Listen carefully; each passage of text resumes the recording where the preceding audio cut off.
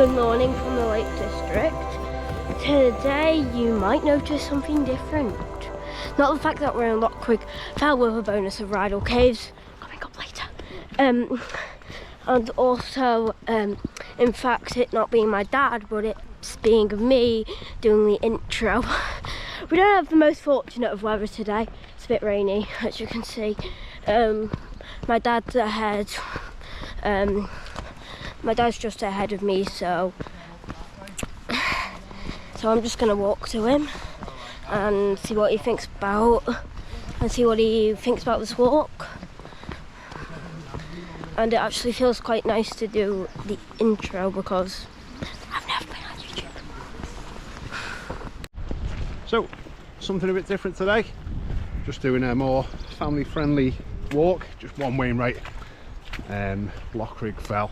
So we're parked on the main road just near Grasmere. I'm accompanied today by Esmé, my daughter, who's doing her first Wainwright. If I turn the camera around there, you'll see Chris and Harry. So we're just heading up here, as I say, Loughrigg Fell, and we'll be visiting Rydal Caves on the way.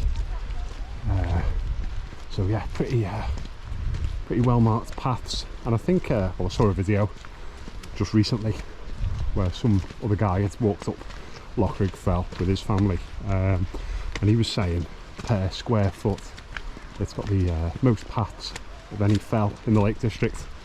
And yeah, as you can see, it's really busy, people meandering from all different directions, up and down.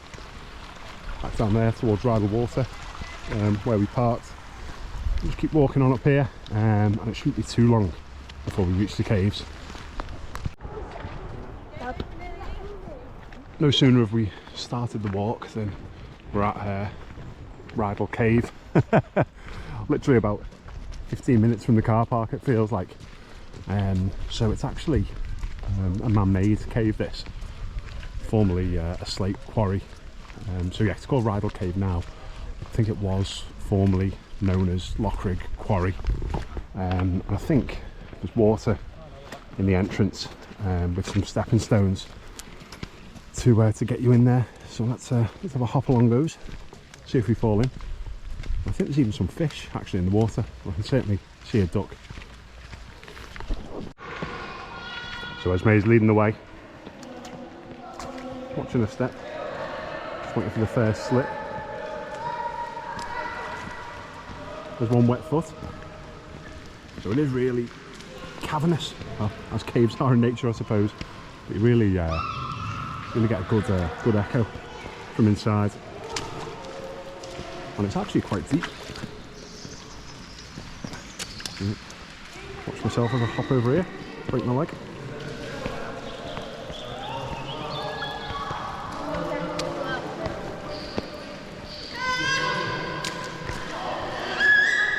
There we go, and we're in.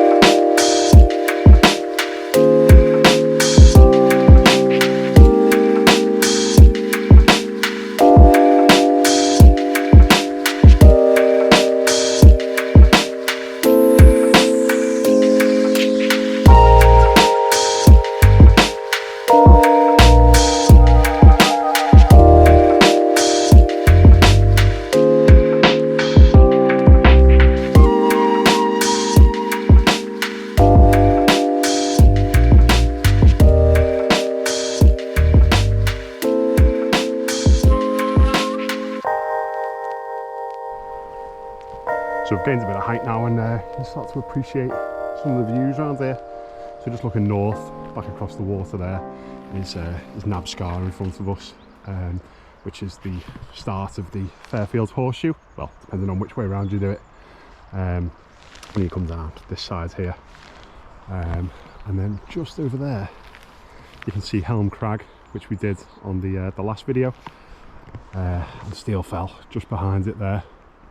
So yeah, there are rays of sunshine starting to pop out in places, but it is raining on us at the moment. I think that white building there possibly is Nab Cottage. So that was home to Hartley Coleridge, the son of Sam. Not that son of Sam. the son of the famous romantic poet Samuel Coleridge, not the 1970s serial killer from New York. And it was also home to Thomas de Quincey, and he wrote the superbly entitled Confessions of an English Opium Eater, which sounds like the title of some punk rock band. But it's actually an autobiographical tale about the lows he experienced as an opium addict, as well as the highs actually. So he wrote the book after he'd left the lakes whilst he was down in London, but I think much of his opium addiction took place here in the lakes whilst he was living at Nab Cottage.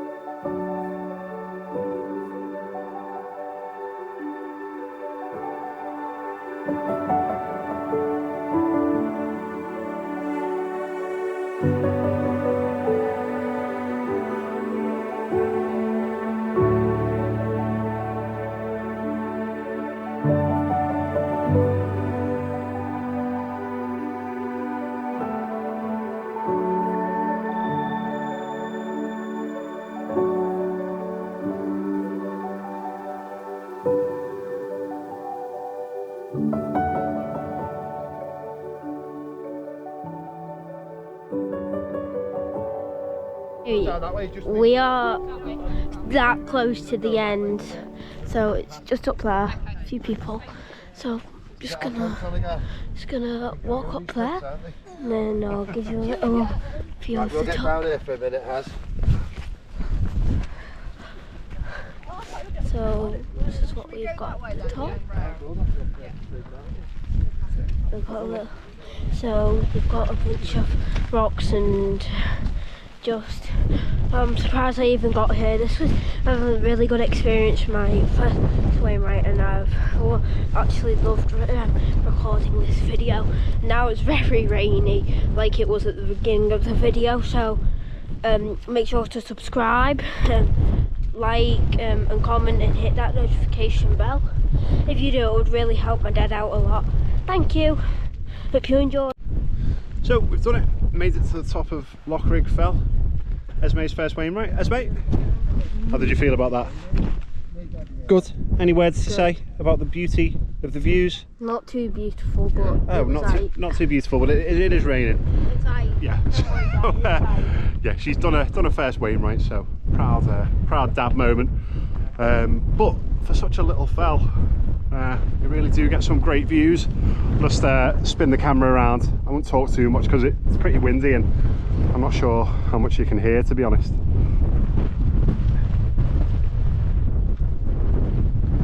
There again you can see Helm Crag we did on the last walk up to Gibson Knot, Steel Fell where we came back down, where I filmed the drone footage actually at the start of the last video.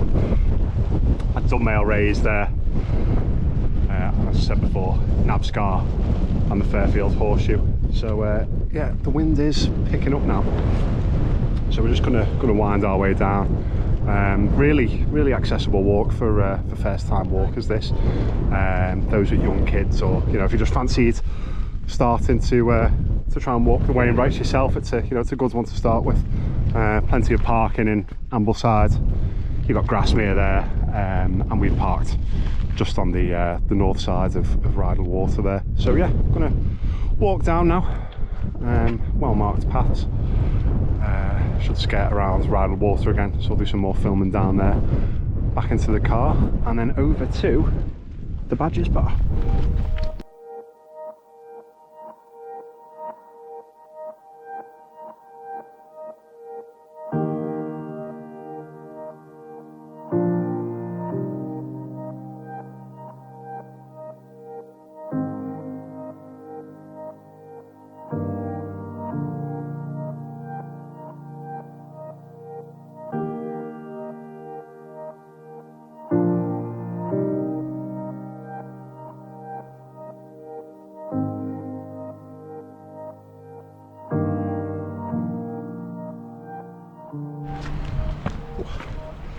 So we've just come down the side of Loughrigg Fell. As you can see, I've turned into the clothes horse. Dad duties. Kids were kids were a bit fed up walking down at the end there. But yeah, they've done it. So you can just see Grasmere there in the background. Probably see St Oswald's Church. Harry and Chris behind me. So just continuing along the path here, alongside the River Rothay down below, and back towards the car. And I did just notice that when I went to film, I think it's been on standard view for the whole walk, so you might have got plenty of shots of up my nose that you probably didn't want to see.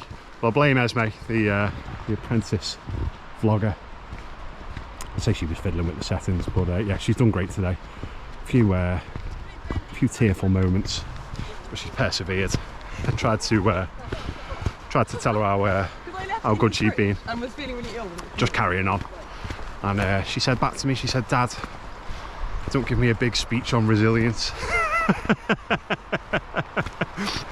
So suffice to say, yeah, she's fed up. But yeah, nearly finished now. Just working our way down. How do you feel about it, Ez? Not good. Not good? You're proud of yourself? Proud of yourself? Yeah, I guess. I don't know, you guys tell me.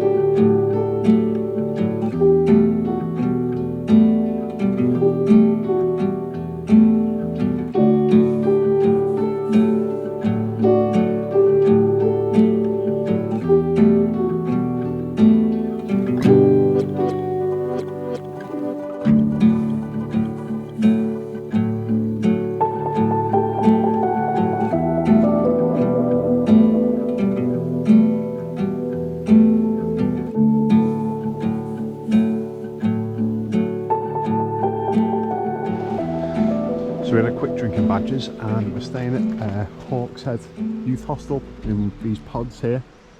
A lot better than I expected actually. We've got the teepees on the right, got this cock-a-hoop cabin on the left, which looks like some kind of dwarves homestead, and then all the individual pods. So we're staying in the fifth one up there. Oh, there you can see Esmé, and Chris is in the one on the end with Harry.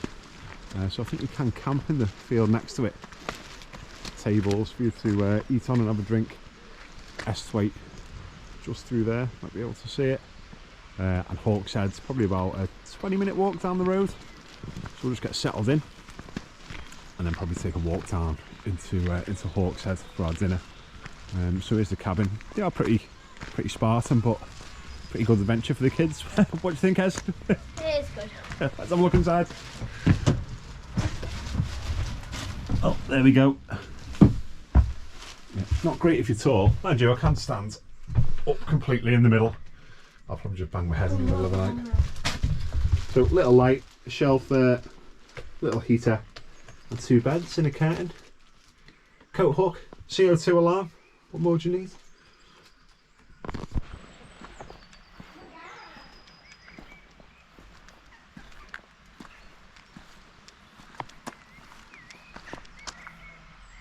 Some big fellas there, the size of him. I'm just in the field opposite, other signs of spring. Got the daffodils springing up there. and the lambs in the field, just in time for Easter. So we're just walking into Hawkshead itself now, watching ourselves on this road. Rain's died off a little bit, just going to get ourselves some dinner and another couple of pints.